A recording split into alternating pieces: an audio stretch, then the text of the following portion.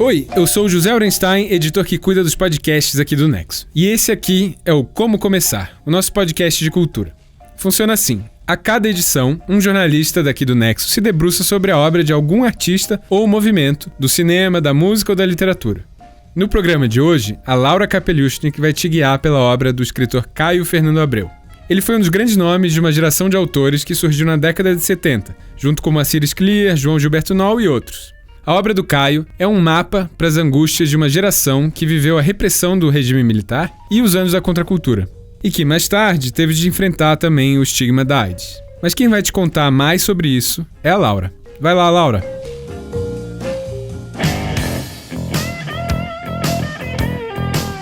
É isso aí, Caio Fernando Abreu é um dos ficcionistas que melhor retratam essa passagem da história do Brasil, dos anos 70 para os anos 80. Mas mesmo bastante conectado a um momento histórico, o trabalho do Caio ressoa com força ainda hoje. Inclusive, ele é altamente compartilhado na internet. A gente vai falar disso também nesse podcast, mas mais pra frente. Antes, vamos percorrer a trajetória do escritor. Nem levou um susto, saindo do vão improviso.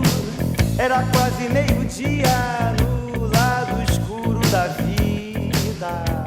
Caio Fernando Abreu completaria 70 anos em 2018. Ele publicou contos, crônicas, peças de teatro, romances, traduções e uma profusão de cartas. Ele era avesso ao telefone e também, por isso, um redator assíduo de correspondências.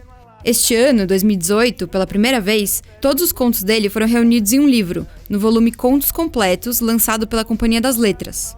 Eu fui no lançamento em São Paulo em setembro, para conversar com o professor de literatura da UERJ, Ítalo Morricone. Foi ele que organizou e publicou as cartas do Caio Fernando Abreu no início dos anos 2000. E eu falei também com o escritor João Silvério Trevisan, que estava lá pro debate. Os dois falaram sobre pontos importantes da vida e da obra do autor durante o evento. E nós vamos falar sobre essa conversa por aqui também. Champanhe se curta com comentários inteligentes, mais tristes que os de uma puta no Barbarelas 15:7. O cinema, eu não sei, talvez seja a forma de arte que mais é capaz de fotografar o real com verossimilhança, vamos dizer assim. Também o cinema me deu uma coisa que é muito importante, eu costumo falar isso para os meus alunos de criação literária em São Paulo. Quando a gente escreve, é muito bom imaginar onde está a câmera. Embora não exista uma câmera na escrita, mas é procurar imaginar de que ponto de vista está sendo visto aquilo que acontece. Uma das coisas que chama atenção nos contos do Caio Fernando Abreu é a presença constante de epígrafes e até de algumas instruções para o leitor. Não custa lembrar, epígrafe é aquele trecho curto de um texto que às vezes aparece no começo de um livro. Serve para dar um apoio temático ou para apresentar a motivação do que vem depois. Bom, voltando. Além de ser muito imagética, a obra do Caio é cheia de referências cinematográficas, literárias e musicais. Por isso, a trilha que você vai ouvir aqui é toda extraída dessas referências.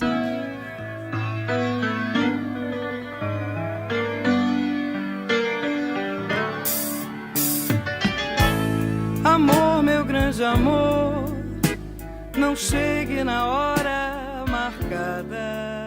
A gente ouviu no começo desse podcast a música Só as Mães São Felizes, do Cazuza, que o Caio cita em um conto do livro Os Dragões Não Conhecem o Paraíso. E esta que você ouve agora é Amor, Meu Grande Amor, um sucesso na voz de Ângela Rorô, lançado em 1979. Eu escolhi esta inspirada pelo conto Os Sobreviventes, publicado no livro Morangos Mofados. O Caio indicava que a leitura desse conto devia ser feita ao som da cantora carioca. Se sou fogo, se sou água, amor, meu grande amor. Eu sou do signo de Virgem, tenho Sol em Virgem, com ascendente Libra, a Lua em Capricórnio, Sol, Mercúrio e Netuno na casa 12. E então, eu que seria uma pessoa organizada, muito organizado, tem mania de eficiência. Ineficiência é uma coisa que me deixa louco. Isso que a gente acabou de ouvir, na voz do próprio Caio Fernando Abreu, é fruto da posição dos astros no momento em que ele nasceu, na manhã de 12 de setembro de 1948, em Santiago, no Rio Grande do Sul. A astrologia permeia toda a vida e a obra dele, que estava sempre atento aos espectros dos planetas. O Caio dizia que isso ajudava ele a estar em harmonia com o macrocosmo, e também era uma ferramenta para compor personagens. Algumas das figuras inventadas pelo Caio nasciam a partir de um mapa astrológico forjado. Amor, meu grande amor, só tu... O Caio Fernando Abreu começou a criar personagens ainda na infância. Aos 6 anos, ele iniciou sua produção com a história em quadrinhos de Lili Terremoto, uma menina que queria fugir de casa. Ele passou pelos cursos de Letras e Artes Dramáticas em Porto Alegre, antes de se mudar para São Paulo, em 1968, quando começou a trabalhar na revista Veja e publicar contos em jornais. Com a decretação do AI-5, virou alvo do DOPS, órgão de repressão da ditadura militar, e resolveu se refugiar por algum tempo em Campinas, na Casa do Sol, onde morava a poeta Hilda Hilst. A gente já falou da importância da poeta e dessa casa aqui no Nexo, nesta mesma série de podcasts. Depois procura lá para ouvir.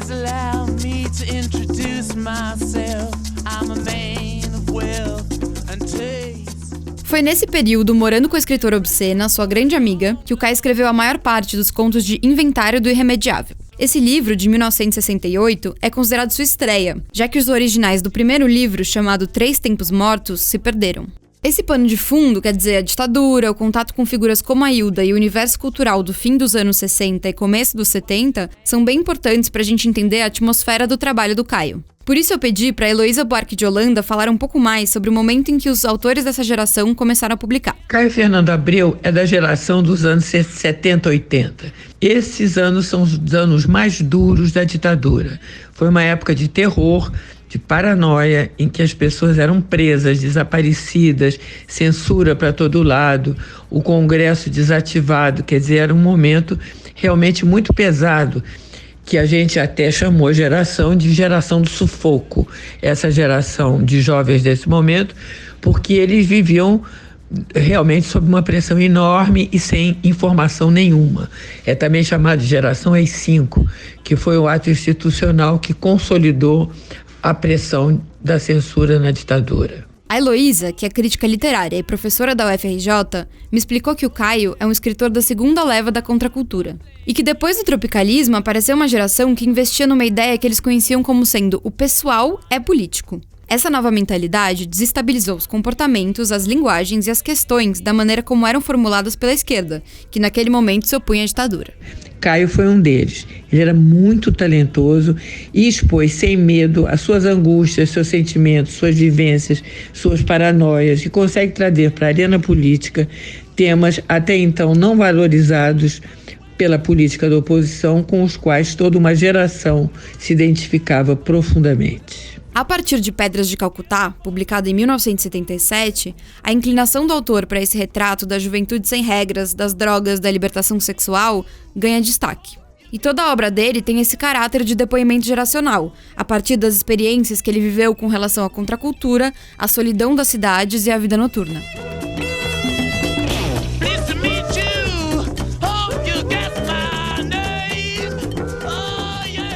Durante o lançamento dos contos em São Paulo, eu e o Ítalo Morricone conversamos sobre como os textos do Caio Fernando Abreu evoluem a partir de uma perspectiva de amadurecimento pessoal. O trabalho dele não é autobiográfico, é importante dizer para quem não conhece. Mas, como o Ítalo esclareceu durante a conversa, os textos do Caio trazem uma espécie de balanço das experiências, em geral radicais, que ele viveu. Eu acho que é só, se você vai lendo a obra completa do Caio, você vai vendo diferentes momentos de reflexão ficcional sobre o processo de amadurecimento, das perdas, das ilusões, a criança, o jovem adulto, o adulto amadurecendo. A obra completa dele é um relato desse processo de vida. E as crônicas falam de um aqui e agora, como essa vida acontecendo, assim como as cartas também. Bom, do ponto de vista estético, o Ítalo diz que considera a linguagem poética a principal característica do Caio. Ele definiu o Gaúcho como um escritor de evocação. O que isso quer dizer? Se você reparar bem nas narrativas, vai perceber que o Caio não se atém tanto às histórias, mas a como elas repercutem no narrador e nos personagens. Ou seja, ele fala mais sobre quais as emoções que vieram trazidas por aquela evocação. E isso é feito de maneira poética.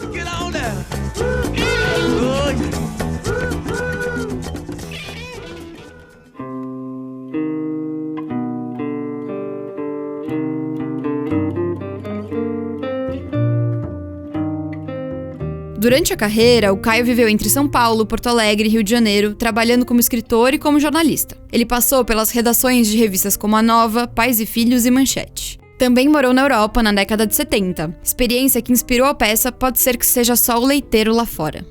No documentário Para Sempre Teu, Caio F., pessoas que conviveram com o Caio contam sobre a rotina dele de escritor. Ele acordava e a primeira coisa que fazia, segundo esses amigos, era o trânsito astrológico do dia. Depois, tomava algumas xícaras de café, fumava cigarros e sentava para escrever na sua máquina, que não era só uma máquina, era a Virginia Woolf. Além da habilidade de dar nome às coisas, o talento de criador se manifestou em todos os gêneros em que escreveu. Mas Caio brilhava mesmo na narrativa curta e sagaz, nos contos. E isso é praticamente unânime entre os convidados deste podcast, como você vai ouvir mais pra frente. No entanto, dizia agora, estava ali e era assim que se movia. Era dentro disso que precisava mover-se sob o risco de não sobreviver, por exemplo. E queria? Enumerava frases como, é assim que as coisas são, ou o que se há de fazer, ou apenas, mas afinal o que importa? E a cada dia ampliava-se na boca aquele gosto de morangos mofando, verde doentio guardado no fundo escuro de alguma gaveta. Allegro agitato. Pois o senhor está em excelente forma, a voz elegante do médico, têmporas grisalhas como um coadjuvante de filme americano, vestido de bege, tom sur tom dos sapatos polidos à gravata frouxa, na medida justa entre o desalinho e a descontração. Não há nada errado com o seu coração, nem com o seu corpo, muito menos com o seu cérebro. Caro senhor, acendeu outro cigarro desses que você fuma o dobro para evitar a metade do veneno. Não é no cérebro que eu acho que tenho câncer, doutor. É na alma. E isso não aparece em check-up algum.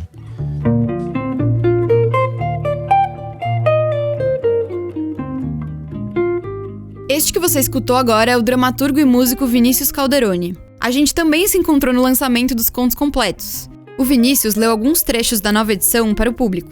E entre as escolhas que ele fez para declamar está uma parte de Morangos Mofados, que é o conto que dá nome ao livro mais popular do Caio Fernando Abreu. O Vinícius se encantou pela história depois de assistir a uma adaptação do enredo para o teatro. E foram várias as releituras cênicas desde que o livro foi publicado em 1982. A obra foi um sucesso de vendas e projetou o Caio como uma das grandes vozes da sua geração.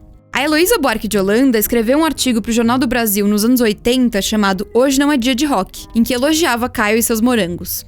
O texto tornou-se prefácio do livro. Vamos ouvir o que ela diz sobre a obra hoje, mais de 30 anos depois da sua publicação. A graça de Morangos Mofados, a importância de Morangos Mofados naquela hora e até hoje, é porque o Morangos Mofados exprime aquele momento. Eu poderia dizer que Morangos Mofados chegou na hora certa, em tom certo, a coisa certa. É um livro muito intenso que descreve o cenário do rock, o cenário do comportamento contracultural e os dilemas existenciais da geração AI-5. É um livro que fala de drogas, de homossexualidade e da instabilidade afetiva e política que viviam os jovens naquele momento, que era ao mesmo tempo muito pesada. E Caio consegue dizer isso ao mesmo tempo de uma forma muito leve e muito dramática. E essa leveza conquistou a todo mundo porque, sem diminuir a intensidade do drama, o Caio fez sem medo com que a gente se identificasse com ele. Inclusive, é esse o livro que a Heloísa indicou para quem quer começar a se aventurar pelos textos do Caio, sobretudo pelo impacto e empatia que provocaram nela naquele momento tão difícil do regime militar.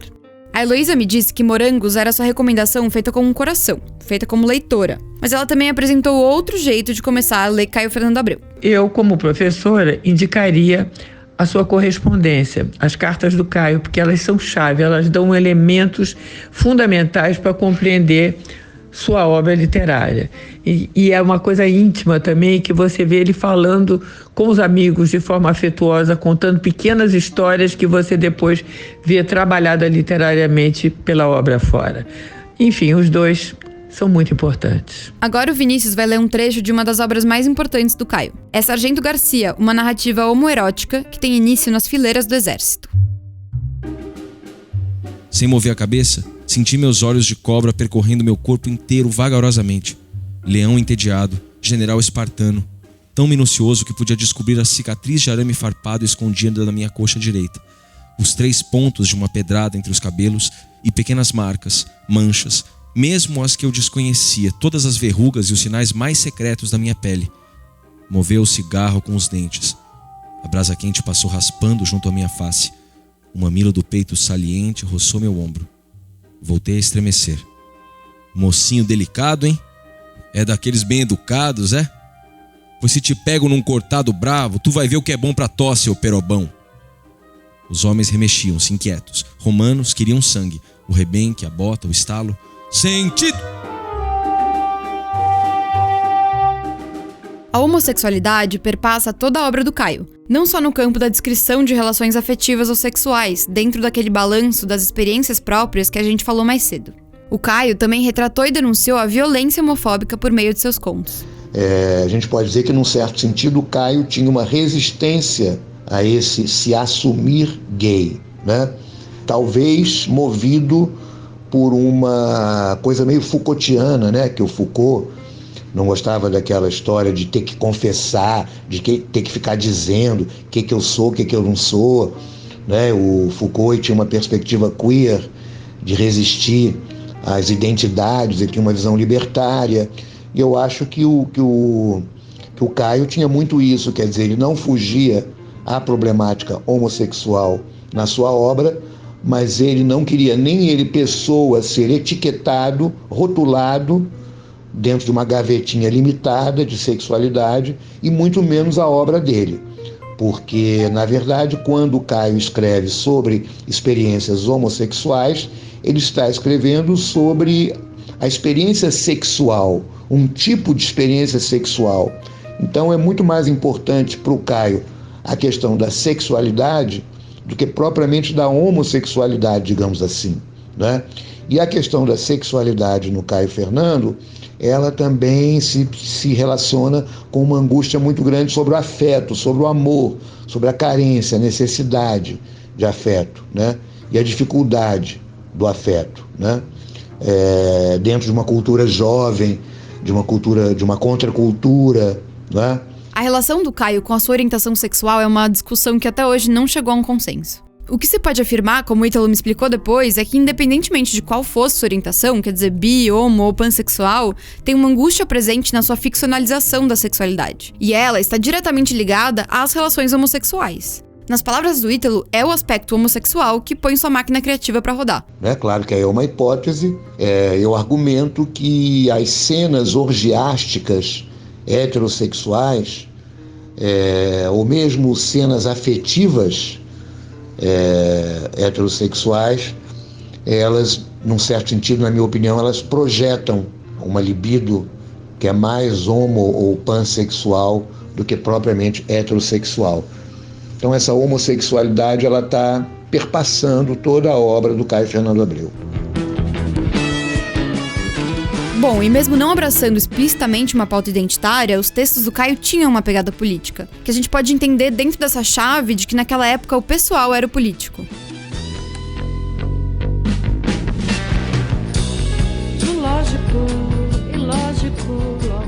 O escritor João Silvério Trevisan, que também estava no debate, é autor de Devassos no Paraíso, um livro emblemático sobre a história da homossexualidade no Brasil. Ele me falou sobre como as questões suscitadas pela homoafetividade atravessam a obra do Caio Fernando Abreu, não necessariamente de maneira objetiva. Ele não faz uma abordagem direta das coisas, ele faz uma abordagem contornando. Então, essa abordagem que contorna é uma abordagem que permite pequenas revelações, o que eu chamo de pequenas epifanias, que, aliás, é o título de uma famosa crônica dele. Não é? Então, à medida que ele vai contornando a situação e contornando os personagens, ele vai, na verdade, tendo uma abordagem extremamente reveladora através da linguagem poética.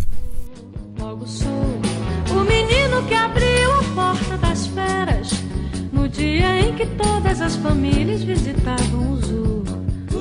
E o João também indicou que para ele é o melhor jeito de começar a incursão na obra do Caio. É possível começar pelo seu livro mais conhecido, Morangos Mofados, que é um livro muito intenso, mas também começar por um livro de crônicas, que são pequenas publicações que ele fazia no Estadão, no jornal Estado de São Paulo, né, e que são relatos e comentários de coisas que ele viu, pessoas com quem ele cruzou, chama-se Pequenas Epifanias. Eu acho que o Morangos Mofados é aquilo que talvez seja mais significativo da obra do Caio. E Pequenas Epifanias porque é uma introdução muito interessante para aquele aprofundamento que o Caio tem nos contos, não é? As crônicas sempre são um pouco mais leves. Essas crônicas eu acho que fazem bem esse gênero saboroso e leve. I'm wandering round and round, nowhere to go. Suas mesas ficavam lado a lado. 9 horas diárias com intervalo de 1 para o almoço. E perdidos no meio daquilo que Raul, ou teria sido Saul, meses depois chamaria de um deserto de almas, para não sentirem tanto frio, tanta sede, ou simplesmente por serem humanos sem querer justificá-los, ou, ao contrário, justificando-os plena e profundamente, enfim. Que mais restava àqueles dois senão, pouco a pouco, se aproximarem, se conhecerem, se misturarem? Pois foi o que aconteceu, mas tão lentamente que eles mesmos mal perceberam. Bom, ainda no campo das indicações, a gente acabou de ouvir um trecho do conto Aqueles Dois, que é uma das recomendações do Ítalo para quem quer começar a conhecer a obra do Caio Fernando Abreu. Vamos ouvir quais são as outras. Olha, eu acho que muita gente começa, eu acho maravilhoso que comece por aí, pelas crônicas. As crônicas do Caio são geniais. E os contos que estão sendo agora republicados, Morangos Mofados, fundamental. Dentro dos contos tem alguns clássicos, né, sobre a homofobia, sobre a questão sexual, que é o Aqueles Dois, o Sargento Garcia, também Garopaba Mon Amour, que é uma obra-prima da literatura brasileira, e o romance dele, Dulce Veiga, também é muito legal. Então é difícil dizer por onde começar. Comece por qualquer lugar que o Caio sempre vai dar um retorno muito bom para a tua vontade de ler boa literatura. Essa última indicação é interessante porque revela a faceta romancista do Caio, que também vale a pena conferir. O livro Onde Andará Dulce Veiga foi publicado em 1990 e tem como pano de fundo o universo musical, o jornalismo e a sexualidade reprimida. Ele teve lançamentos na Itália, na França e na Alemanha. E também é uma das obras do Caio que ganhou adaptações para o cinema em 2008.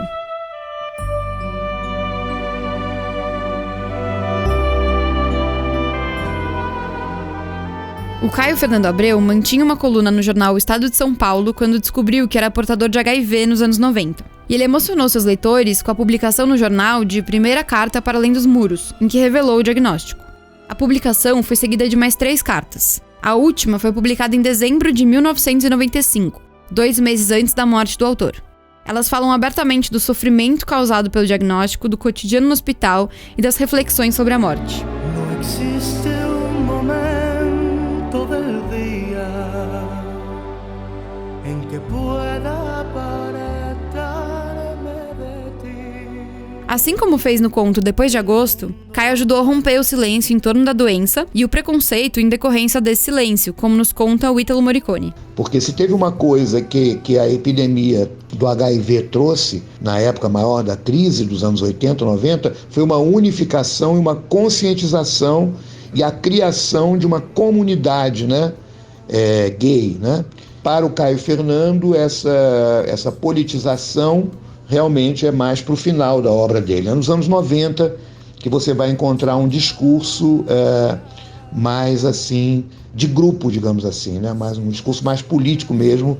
Agora, a própria literatura do Caio e a própria maneira como o Caio se relacionava dentro da vida intelectual, dentro da vida cultural brasileira, eram uma maneira política de ser, né?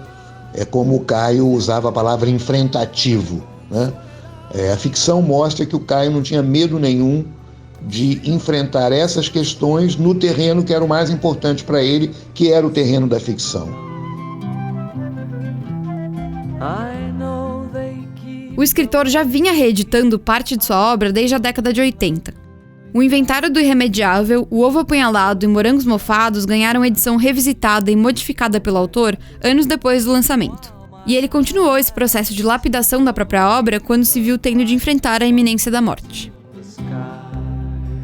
While my eyes go looking for flying saucers in the sky. Seu último livro é Ovelhas Negras, de 1995. É uma espécie de autobiografia ficcional com textos inéditos e obras engavetadas. O autor reuniu escritos de 1962 a 1995, ou seja, o primeiro é de quando ele tinha 14 anos. O livro era algo como uma obra pré-póstuma, em que Caio preparava o legado que deixaria após a morte. Caio Fernando Abreu morreu em 1996, em Porto Alegre. It's good at least to live and I agree. Ele recebeu diversos prêmios e menções honrosas pelos livros e também pela produção para o teatro. Foi traduzido para inglês, francês, italiano, holandês e alemão, entre outras línguas. Hoje, mais de 20 anos após sua morte, os textos ainda mobilizam o interesse de jovens, e o autor é um fenômeno na internet. O Ítalo diz que o que sustenta o interesse pela obra do Caio é o seu valor artístico, para além do caráter de depoimento geracional que constitui a sua matéria-prima. E também pelo diálogo que sua obra estabelece com o momento em que vivemos hoje. Eu acho que a obra do Caio está ganhando força agora porque todo mundo está precisando de uma espécie de desafogo da onda conservadora que está acontecendo. Então o Caio Fernando Abreu certamente é um autor que fala de um mundo que é um mundo de liberdade, de experimentação existencial, né? Então a gente sempre vai ter esse apelo, né, de quem procura alguma coisa mais no limite, digamos assim. Bom, mas tem um problema em todo esse sucesso virtual. Nem tudo que é compartilhado nas redes com a assinatura do Caio foi de fato escrito por ele. Existe toda uma obra apócrifa que circula na internet, assim como acontece com Renato Russo e a Clarice Lispector. Vamos tentar enxergar de uma perspectiva otimista. Talvez o fato de ele ser um campeão de atribuições indevidas na internet diga algo sobre a sua capacidade de gerar identificação. Afinal, o Caio traduz determinadas angústias que vão além do momento histórico em que ele viveu. Pois é, né? Isso é uma loucura, como a Clarice Lispector e tantos outros. É porque eu acho que o Caio fala de emoções, ele fala de um mal-estar existencial e ao mesmo tempo ele poetiza esse mal-estar existencial que toca muito diretamente nas pessoas. Então prolifera, né? Quer dizer, eu acho que as pessoas que inventam frases fake do Caio é porque elas se identificaram tanto com o Caio que elas até se sentem um pouco, elas próprias, Caio Fernando Abreu um pouco, porque a gente se identifica muito, né? Eu estava comentando ali agora que uma característica muito grande dele é esse caráter oral. Parece que ele está conversando com você, sabe? Sobre experiências que você normalmente não partilha muito, né? E aí acho que é isso que ajudou a criar esse fenômeno, né? No livro Devassos no Paraíso, o escritor João Silvério Trevisan chuta que, dono de um senso de humor ácido, talvez o próprio Caio visse alguma graça nisso.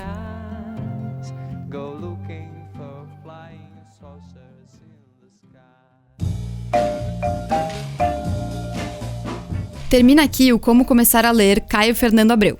Eu sou a Laura Kapeliushnik, escrevi e apresentei esse podcast e o Ricardo Monteiro editou o som. Obrigada e até a próxima!